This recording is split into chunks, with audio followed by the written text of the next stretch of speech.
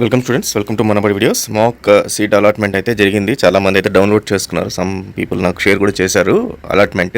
వాళ్ళు అనుకున్న కాలేజ్లో వాళ్ళకి సీట్ వచ్చింది. తర్వాత ఈఏపీ సెట్ కౌన్సిలింగ్ సిమ్యులేటర్ మనబడిది సజెస్ట్ చేస్తున్నాను నేను. సో దాని ద్వారా అప్లై చేసుకున్న చాలామందికి కూడా బెస్ట్ కాలేజ్ వచ్చింది అన్నట్టుగా వాళ్ళు మనకు మాక్ సీట్ అలాట్మెంట్ అనేది పంపించారు. అయితే ఇక్కడ నేను మిమ్మల్ని అందరినీ హెచ్చరించేది ఏంటంటే, మాక్ సీట్ అలాట్మెంట్ అనేది ఫైనల్ కాదు. మీకు ఈరోజు వచ్చింది అంటే ఇది ఫైనల్ కాదు, ఖచ్చితంగా చేంజ్ చేస్తారు. మళ్ళీ ఎందుకు చేంజ్ చేస్తారు అంటే, ఇక్కడ చూడండి,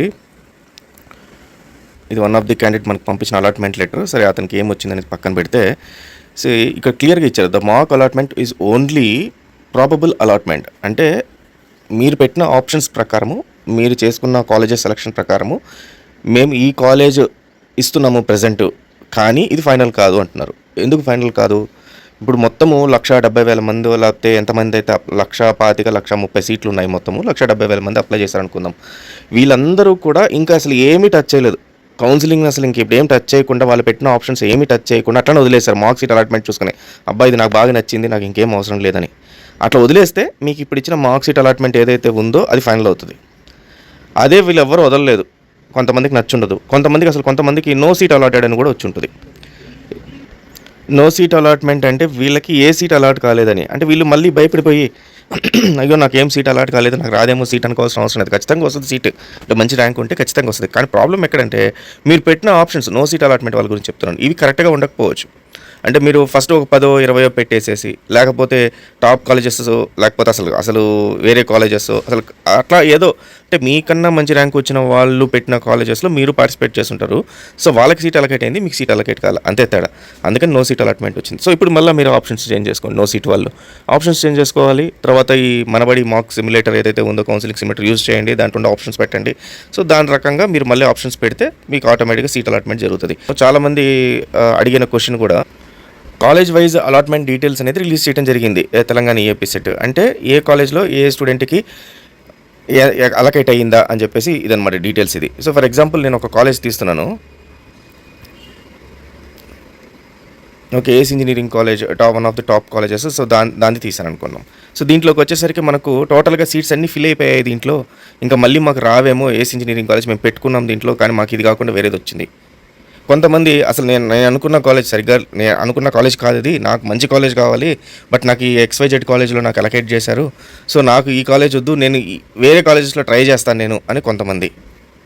సో ఇట్లా ప్లస్ ఈ కాలేజ్లో సీట్స్ ఉన్నాయా లేవా, కాలేజ్లో ఫుల్ అయిపోయినాయా, నాకు సీట్స్ దొరుకుతాయా దొరకవా, సో ఇట్లాంటి డౌట్స్ చాలామందికి ఉన్నాయి. సో ఫస్ట్ థింగ్ అర్థం చేసుకోవాల్సింది ఏంటంటే, మాక్ సీట్ అలాట్మెంట్ అనేది ఖచ్చితంగా చేంజ్ అయిపోద్ది, ప్రతి ఒక్కరికి చేంజ్ అవుతుంది. ఎలా చేంజ్ అవుతుంది? ఫస్ట్ ఎగ్జాంపుల్, మీరున్నారు, మీకు నచ్చింది ఈ సీటు, మీరు ఉంచేసుకున్నారు సీట్, ఏమీ చేంజెస్ చేయలే.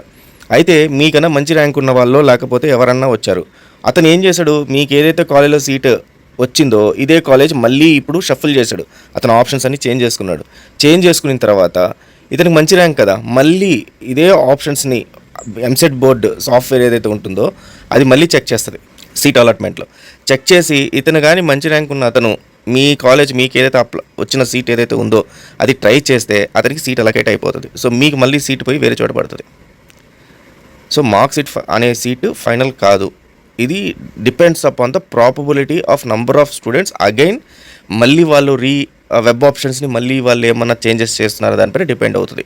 సో అది ఫస్ట్ థింగ్. దెన్ కాలేజ్లో ఇక్కడ చూపించిన లిస్ట్ అనేది ఏదైతే ఉందో ఇది ఫైనల్ కూడా కాదు. ఇది ఇప్పుడు మీరు ఇది చూపించిన కాలేజ్ సీట్లు అయిపోయినాయి అనుకోవడానికి లేదు, అట్లని చెప్పేసి కాలేజ్ సీట్లు మిగిలాయి అని చెప్పి అనుకోవడానికి లేదు.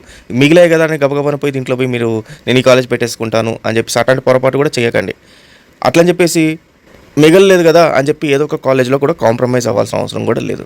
సో మీరు చేయాల్సింది ఏంటంటే, ఫస్ట్ థింగ్, ఇప్పుడు మీకు వచ్చిన కాలేజ్ సీట్ చెక్ చేసుకోండి, ఏ కాలేజ్లో వచ్చింది, ఇది మీకు నచ్చిందా, మీరు అనుకున్న బడ్జెట్లో ఉందా, మీ ఇంటి దగ్గర ఉందా, అంతే. ఇంకేమీ ఆలోచించకండి. మీరు అనుకున్న సెలక్షన్ లిస్ట్లో నుంచి ఈ కాలేజ్ వచ్చింది అంటే కామ్గా పోయి జాయిన్ అయిపోండి. కామ్గా ఇంకేం చేయకండి, జాయిన్ అవటం కాదు, అసలు ఏం చేయకండి, ఆప్షన్స్ మార్చకండి. ఫర్ ఇన్ కేస్ ఒకవేళ మీరు పెట్టిన వెబ్ ఆప్షన్స్లో నుంచి కాకుండా, వెబ్ ఆప్షన్స్ నుంచి వస్తుంది కాలేజ్, సో వెబ్ ఆప్షన్స్లో నుంచి మీకు నచ్చని కాలేజ్ ఏదన్నా వచ్చిందా, అంటే నచ్చని కాలేజ్ వచ్చింది అంటే దాని అర్థం ఏంటంటే మీరు వెబ్ ఆప్షన్స్లో ఈ కాలేజ్ పెట్టారని అర్థం. సో ఈ కాలేజ్ని నెక్స్ట్ దాంట్లో నుంచి తీసేసేయండి, మిగతా అట్లానే ఉంచండి వెబ్ ఆప్షన్స్లో. దాని బదులు వేరే కాలేజ్, మీకు నచ్చిన కాలేజ్ని రీప్లేస్ చేయండి, రీప్లేస్ చేసి ఆగండి. ఇది సెకండ్ ఆప్షన్. ఇంకా నో సీట్ అలాట్మెంట్ వచ్చిన వాళ్ళు ఎవరైతే ఉన్నారో వాళ్ళు మళ్ళీ ఒకసారి ఎక్సర్సైజ్ చేయండి. మళ్ళీ కొత్తగా ఆప్షన్స్ మళ్ళీ యాడ్ చేయండి. మాకు సీట్ అలాట్కేట్ కాలేదు కాబట్టి ఏదో ఒక కాలేజ్లో ఇంజనీరింగ్ వస్తే చాలరా దేవుడా అన్నట్టుగా మాత్రం ఏమంటే అవి పెట్టేయకండి. పెట్టండి. మీరు ఆప్షన్స్ మంచివి చూసుకొని, మీరు ఆల్రెడీ పెట్టిన ఆప్షన్స్ ఎన్ని పెట్టాము, మా ర్యాంక్ తగ్గట్టుగా ఎక్కువ పెట్టామా లేదా చూసుకొని ఇంకొన్ని యాడ్ చేసి మంచి కాలేజ్ వర్కౌట్ చేసి దాన్ని పెట్టండి. ఖచ్చితంగా మీకు సీట్ వస్తుంది. నో సీట్ అలాట్మెంట్ అనేది ఫైనల్ కాదు, అండ్ ఇది ఫైనల్ కాదు కాబట్టి మనకు 2-3 రోజుల్లో మళ్ళీ ఫైనల్ సీట్ అలాట్మెంట్ అనేది వస్తుంది. సో ఈ టర్మ్స్ అండ్ కండిషన్స్లో ఫస్ట్ వచ్చేసి ఇది మాత్రం మీకు కన్ఫర్మ్ సీట్ అయితే కాదు, ఓన్లీ ప్రాబబుల్ అలాట్మెంట్ అని చెప్పి ఇవ్వటం జరిగింది. సో ఇది ప్రాబబుల్ అంతే. కన్ఫర్మ్ అనేది మళ్ళీ ఎప్పుడు ఇస్తారంటే ఫైనల్ సీట్ అలాట్మెంట్ అప్పుడు ఇస్తారు. తర్వాత next, the candidate can modify options from 5th నుంచి 7th వరకు మీరు మోడిఫై చేసుకోవచ్చు. 5వ తారీఖు నుంచి 7వ తారీఖు మధ్యలో మళ్ళీ మోడిఫై చేసుకోవచ్చు. టక అని జనాలు ఇది రాగానే ఇంకా బెటర్ ఆప్షన్ రావాలి, నాకు ఇంకా ఇది రావాలి, అట్లా అస్సలు చేయకండి. మీకు ఇంకొక నా హానెస్ట్ ఒపీనియన్ చెప్తాను. ఇప్పుడున్న ఇంజనీరింగ్ కాలేజెస్ పరిస్థితి, ఏ ఇంజనీరింగ్ కాలేజ్ అయినా ఒకటే రాయి. మీకు ఇంజనీరింగ్ కాలేజ్లో పిల్లల్ని తీసుకెళ్ళి ఎల్కేజీలో ఫస్ట్ క్లాస్లో నేర్పించినట్టుగా ఇది ఏ, ఇది బి, ఇది సి, డి, ఇవి ఏ ఇంజనీరింగ్ కాలేజ్ నేర్పారు.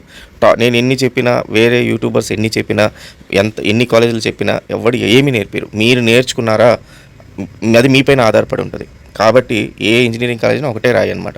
ఓన్లీ థింగ్ ఎక్కడ డిఫరెన్స్ వస్తుందంటే మీకు వచ్చే క్యాంపస్కి వచ్చే ఏవైతే కంపెనీస్ ఉంటాయో అవి టాప్ కంపెనీస్ వస్తున్నాయా రావట్లేదా అనేది ఒక్కటే డిఫరెన్స్. అంతే తప్పితే ఇంజనీరింగ్ కాలేజీలకు వెళ్ళగానే మీరు నేర్చుకునేది అయితే ఏమీ ఉండదు. ఆ సిస్టమ్ అనేది ఇంకా ప్రజెంట్ మన దగ్గర ఏం లేదు. ఇక్కడే కాదు, మీరు ఇంటర్నేషనల్ యూనివర్సిటీస్కి పోయినా కూడా ఎవరి పాటికి వాళ్ళు చెప్పుకుంటూ వెళ్తారు. మీరు ఫాలో అయ్యి మీరు నేర్చుకున్నట్టు, లేకపోతే లేదు. కాబట్టి ఈ కాలేజ్ చీపు, ఈ కాలేజ్ సూపరు అనే దీంట్లో దృష్టిలో మాత్రం అకాడమిక్స్ పరంగా చూడకండి.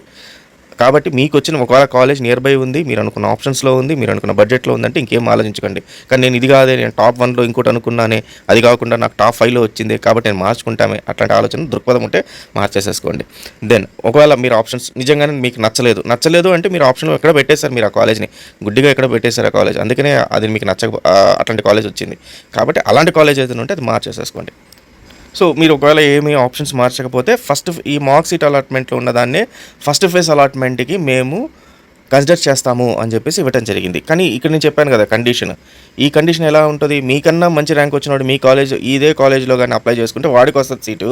ఆ సీట్లు అన్నీ ఫిల్ అయిపోతాయి ఆ కాలేజ్లో, మీకు మళ్ళీ నెక్స్ట్ ఆప్షన్కి వెళ్ళిపోవడం జరుగుతుంది. కాబట్టి ఛాన్సెస్ ఆర్ 50-50. మీకు అదే సీట్ ఉండొచ్చు, ఉండకపోవచ్చు.